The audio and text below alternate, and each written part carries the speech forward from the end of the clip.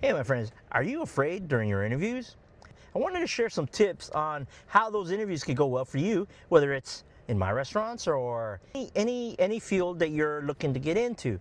Um, you know, just some tips, right? Because I do a lot of interviews and sometimes they don't go so well. Here is what potential employers like myself and others look for when they talk to people. And a hint, if I'm looking for a cashier and you say that you are a cashier at another restaurant or something, I kind of already know, you know, the your experience with that, right? Because cashiering at one McDonald's is the same as another, or cashiering at like a Taco Bell, or it's kind of the same. Even at a Walmart, you're dealing with customers, so I kind of get that you already understand customer service, right? So, this is your opportunity to sell yourself to me, right? What can you bring to my organization or to the organization or the company that you're looking to work at, right? So here's you know some things that you can help you sell yourself, right? And don't think about it, hey, you don't want to brag or you're bragging on yourself. This is your chance that you got to, again, tell me what your skills are, what value you bring to my organization or to the company you're applying at. So here it is. First, be brief, right? If you're just talking and talking and talking, it's the interview is probably not going to go very well. So be brief. 30 seconds of just kind of be concise and let me know to the point, like why you think you can bring value to me, right? Give me your name, you know, your educational background, whatever that might be. Whether it's you went to college, you went graduated high school, you got a certification somewhere, something you're specialized in. Mention that.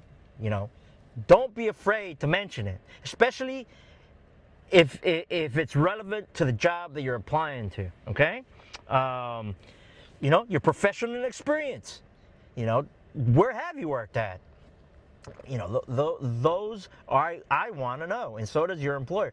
The other one is, any important skills that you might have, like soft skills, like I'm a good communicator. Can get my point across. I can write it down. I can speak to people. I can fix problems. Conflict resolution. I'm looking for that because sometimes customers have questions or there's issues, and can you handle those? When has been give me an example of that. That you've done that, or there's been an issue in the restaurant that you've had to help resolve with another coworker, something like that. So give me examples of those soft skills. I'm a team player. What have you done to show me that you have been a team player, or work well as a team? So maybe some of the results that came from being a team player. Another soft skill is your work ethic, right? You helped stay late, and that helped lower your drive-through time, or help clean the restaurant, or it helped us bring another $300 that hour. Something like that. What soft skills do you have, and is that relevant to my business, my field of work? Another tip is be yourself.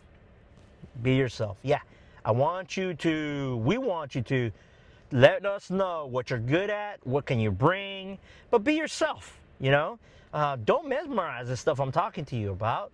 Yeah, go over it, prepare, plan, but don't be reading it off a piece of paper. You want to be yourself, right? Another tip, right? What added value will you be to my organization, to my company, to my field of work, to my profession? What value is it? What can you bring? I'm gonna train these people because I have these skills in training, as a cashier, as a manager. I am a hard worker, so I'm going to bring that to your team. So I'm going to, show everybody, or by example, what hard work is with my work ethic. I'm a great communicator. I'm good with customers. I can turn a complaint into a praise. I'm going to help you do that with your team.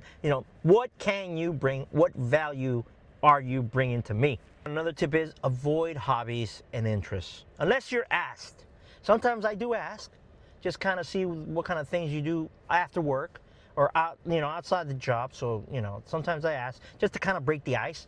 But from the job seeker, it shouldn't come out. And again, like I just said earlier, you want to be natural. Want it to come out natural. So practice. So like I said, I don't want you to memorize it, but practice. What are you going to say when you're speaking to me, or another potential employer? What are you going to tell me? There's some other things that you also want to avoid. Avoid coming in with sandals and flip-flops, right? Dress professionally. Trust me, employers look at that. So if you're not dressed to impress, that's a strike. Another one be, give me a firm handshake. You want to exude that confidence, but we also want to show that you're friendly, that you will say hello, you're a positive person. So firm handshake, okay? Make sure you do that. Another one would be maintain eye contact. If you're looking off to the stars, over here, over there, probably not good. Want to do you want to make sure you have that eye contact. Again, I'm not saying you just staring me down. You're gonna make me feel uncomfortable. But yeah, eye contact. Don't use too much jargon, right? Don't start using, like if you're coming to me and you work for McDonald's, don't start saying, well, no, you're OEPE and just KVS and e-production and, throwing all these words around, these McDonald's words, right? Like you think you're going to impress me because you know those words, right? I know what those words are too. I want to know how you, or what you can bring to help me with my OEP, to help me with my KVS, to help me with e-production, to help me with my stat, to help me with those things. Tell me that. I don't want to know what KVS stands for, or what HLZ stands for, or what UHE stands for. I know what they stand for, okay? So keep those to a minimum. Another tip to keep in mind is maintain your personal space. Yeah, let's keep it professional, right? So let's make sure we're doing that. Be polite, for sure. Be polite. Also, be engaged. If you're off, like I said earlier, staring off, and I ask a question and you're not paying attention, and I have to repeat it. I understand people get nervous. I get it, right? You're selling yourself. You want this job. So some of that is understandable. The nervousness, I see a lot of first-time workers. This is their first job, so I expect them to be nervous. I understand that, but be engaged. If I ask you a question and you just say yes and just look at me, no details, no other explanation, or give me any depth to your answer, and you just say yes, do you understand? Yes, or just shake your head, just looking at me, and don't offer any dialogue. You make it awkward.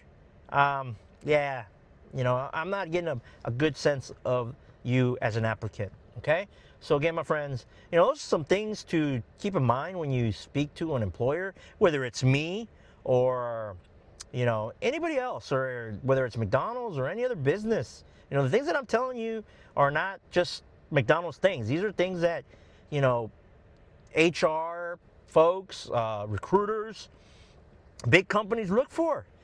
We're no different. We're looking for people that can bring value to our company. Make sure that when you're out and you're going to interview, that you're ready. you have your resume ready, you have maybe you have a cover letter. You know, if you don't have a cover letter, maybe I'll make a video on that later. But if you don't have a cover letter, you know, then have your speech ready to go. Some people call it your what do they call it? Your elevator speech. You know, basically it's just what you tell me to sell yourself. So, my friends, hopefully that helps you. You know, whether you're interviewing with me, interviewing with one of my managers, or interviewing for the job or you know, profession that you're trying to get into, hopefully that helps you. So, my friends, I hope you have a great evening, and I'll talk to y'all on the next one.